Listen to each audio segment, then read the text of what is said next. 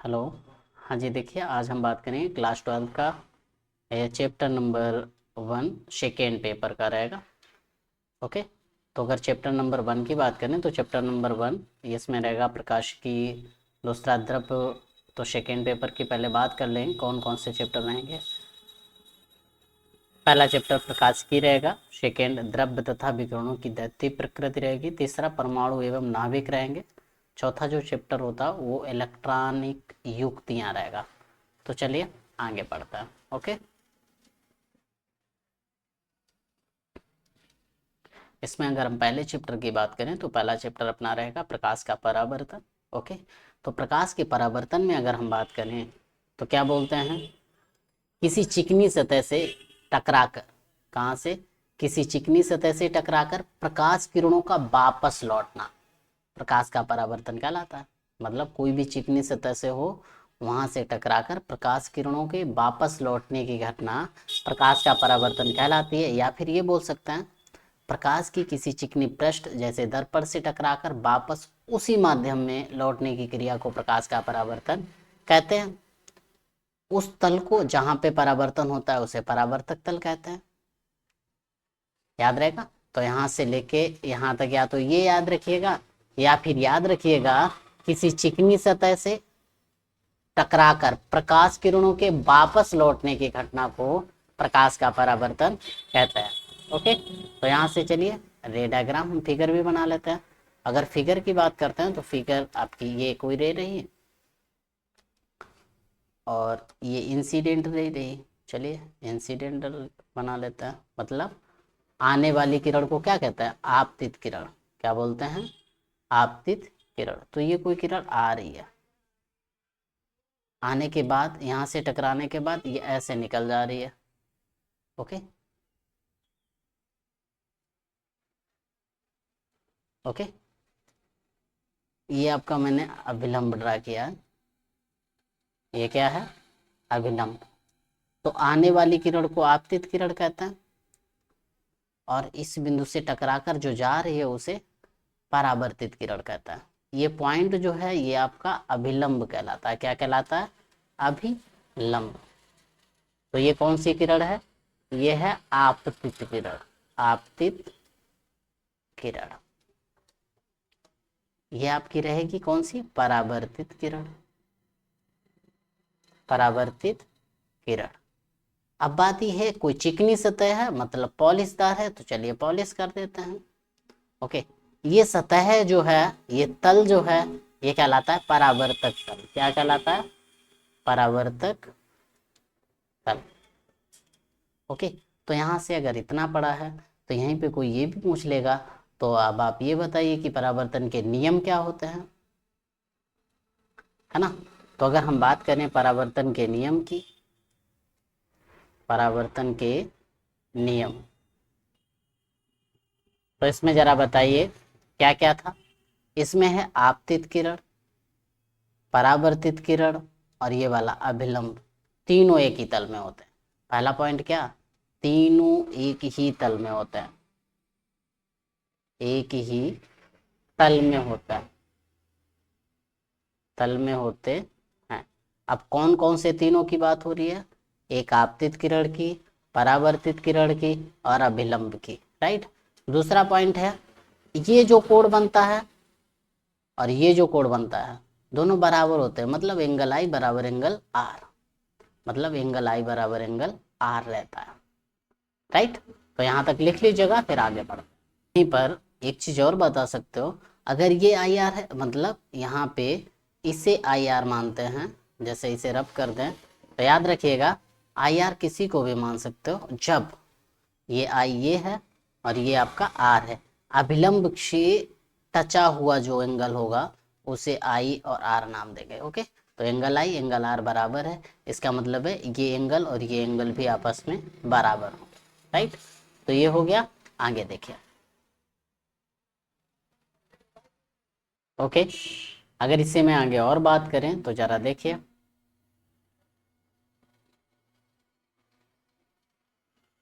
इसमें हम बात करेंगे परावर्तन के, देखिए नियम हो चुके हैं अपने।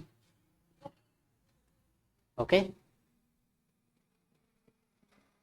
अगर परावर्तन के नियम हो चुके हैं तो इसके बाद में क्या आता है, प्रतिबिंब। क्या बोलेंगे, प्रतिबिंब किसे कहता है।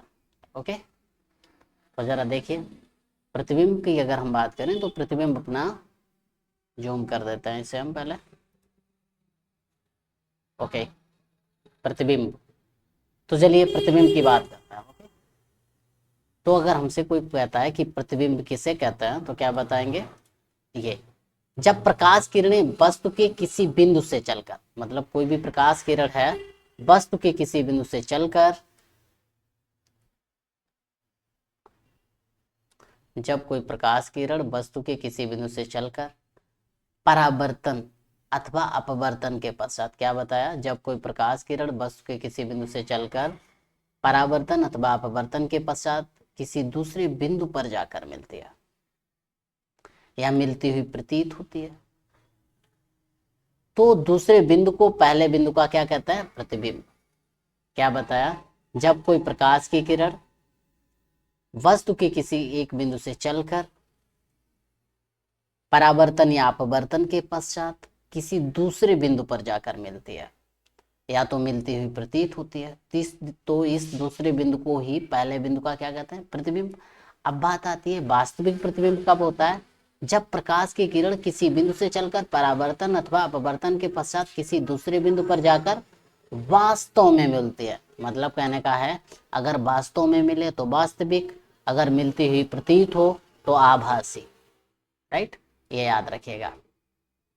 तो यहाँ पे क्या बताएंगे, ये प्रतिबिंब दो प्रकार के होते हैं, कौन कौन से, वास्तविक और आभासी।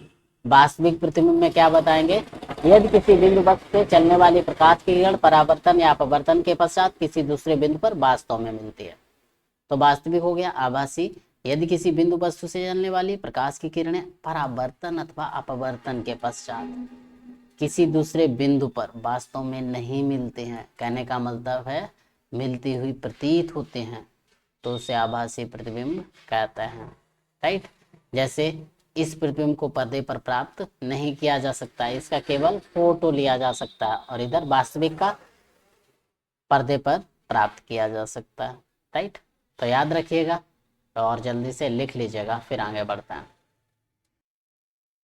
ओके, नेक्स्ट देखते हैं हम। जो नेक्स्ट है अपना वो क्या है, दर्पण। दर्पण किसे कहते हैं, क्या बताएंगे, कांच का वो भाग जिसके एक तल पर कलई हो। किस पर हो, कांच का वो भाग जिसके एक तल पर कलई हो। वो कलई किसकी हो, पारे की हो या चांदी की पालिश हो। राइट, दर्पण कहलाता है। अब ये दो प्रकार के होते हैं, एक समतल दर्पण होता है, एक गोलीय दर्पण होता है। यदि कांच की समतल प्लेट पर पालिश की गई है और उसे परावर्तक बनाया गया तो दर्पण समतल दर्पण होगा। मतलब यदि कांच की समतल प्लेट हो और उस पर पॉलिश कर दी जाए, पॉलिश किसकी की जाए, या तो पारे की या चांदी की। ओके, तो वो दर्पण समतल दर्पण बन जाता है। और दूसरा आता है गोलीय दर्पण। राइट, अगर गोलीय दर्पण की बात की जाए तो गोलीय दर्पण में क्या बताएंगे, यदि कांच का खटा हुआ खोखला गोला हो और उसे काट लिया जाए बीच से, उसके अंदर पॉलिश कर दी जाए, तो जो दर्पण बनेगा उसे गोलीय दर्पण कहते हैं। मतलब कांच के खोखले गोले का कटा हुआ वो भाग जिसके एक तल पर कलई हो, जैसे कांच का कोई खोखला गोला है उसके एक तल पर कलई कर दी जाए और दूसरा तल परावर्तक बना दिया जाए, तो उसे गोलीय दर्पण कहते हैं। इसमें दो प्रकार के होते हैं, एक अवतल होता है और एक उत्तल दर्पण होता है। अब अवतल दर्पण कौन से होते हैं, वे गोलीय दर्पण जिनके उभरे हुए तल पर पालिश होती है। मतलब जैसे कि ये हो गया, उभरा हुआ तल है, इस पर पालिश है, तो कौन सा दर्पण हो गया, अवतल दर्पण हो गया। राइट, और जिसके अंदर के भाग पर पालिश होती है वो उत्तल दर्पण होता है। तो ये फिगर याद रखिएगा आप। मतलब उभरे हुए तल पर पालिश है तो अवतल दर्पण है। ये दर्पण अनंत से आने वाली प्रकाश किरणों को अभिसारित करता है, इन्हें अभिसारी दर्पण या कन्वर्जिंग मिरर भी कहा जाता है। राइट, सेकेंड में आता है उत्तल दर्पण। तो उत्तल दर्पण में क्या बताएंगे, वे गोलीय दर्पण जिनके दबे हुए तल पर पालिश होती है। क्या बताया, वे गोलीय दर्पण जिनके दबे हुए तल पर पालिश होती है तथा परावर्तन बाहरी उभरी हुई सतह से होता है, उत्तल दर्पण कहलाता है। क्या बताया? पेगोलीय दर्पण जिनके दबे हुए तल पर पालिश होती है तथा परावर्तन बाहरी उभरी हुई सतह से होता है, उत्तल दर्पण कहलाते हैं। ये दर्पण अनंत से आने वाली प्रकाश किरणों को अपसारित करते हैं, अतः इन्हें अपसारी दर्पण भी कहा जाता है। राइट, तो ये आप उत्तल दर्पण का फिगर रिवाइज रखिएगा। ओके, आगे हम लोग पढ़ेंगे दर्पण से रिलेटेड कुछ परिभाषाएं। ओके, अब आगे बात आती है कि वक्रता केंद्र किसे कहता है। राइट, तो क्या बताएंगे? गोलीय दर्पण कांच के जिस खोखले गोले का भाग होता है उसके केंद्र को वक्रता केंद्र कहता है।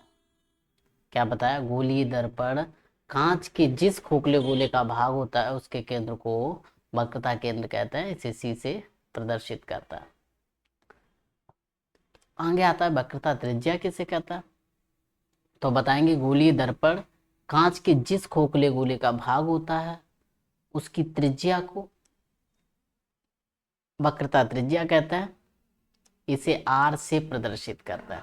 राइट, नेक्स्ट आता है अपना मुख्य अक्ष किसे कहते हैं। क्या चीज? मुख्य अक्ष। तो क्या बताएंगे?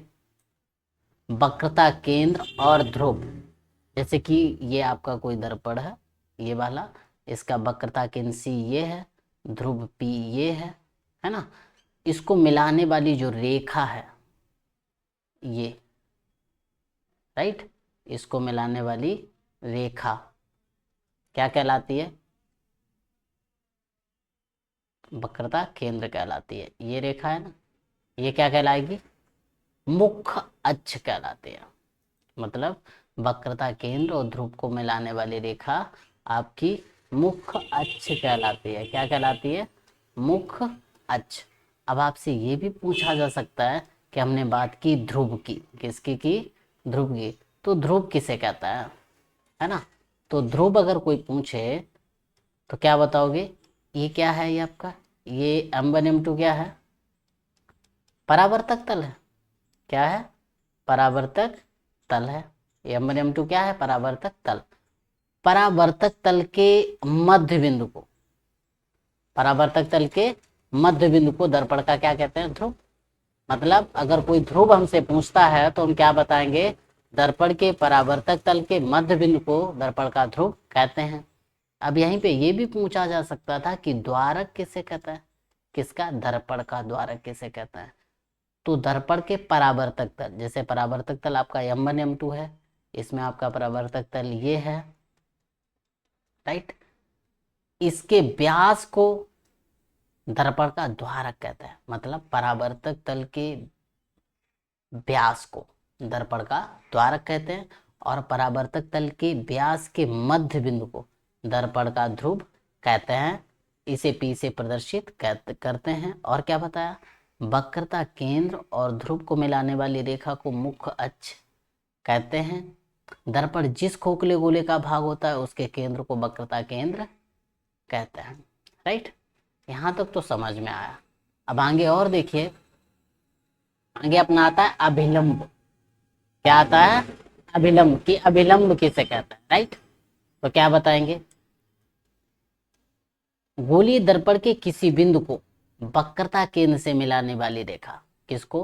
गोलीय दर्पण के किसी बिंदु को वक्रता केंद्र से मिलाने वाली रेखा गोलीय दर्पण के उस बिंदु पर अभिलंब होती है।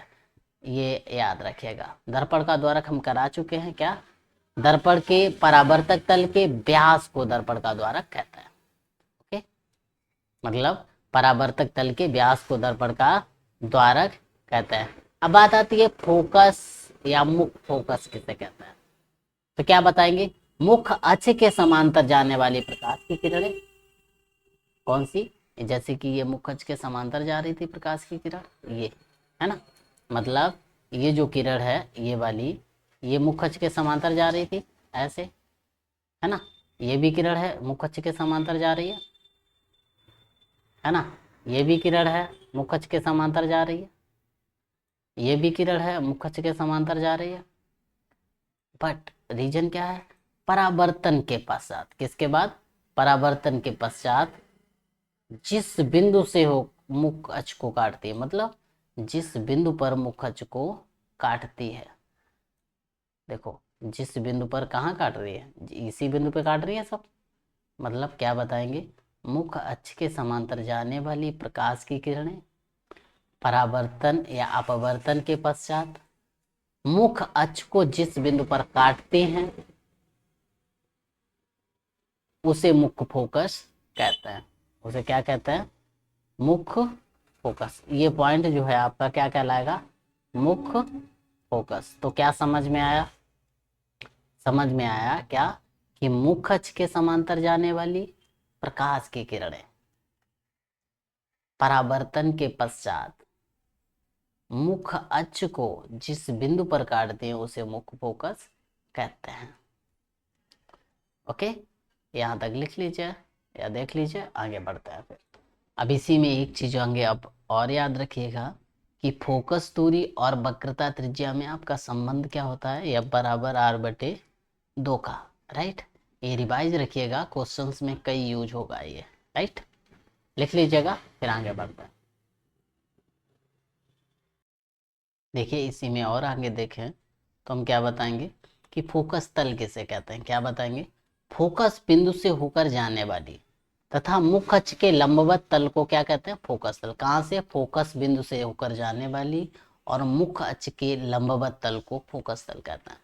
नेक्स्ट आता है आपका संयुग्मी फोकस किसे कहते हैं। तो क्या बताओगे, उन दो बिंदुओं को जिनमें से किसी एक बिंदु पर रखी वस्तु का प्रतिबिंब दूसरे बिंदु पर बनता है।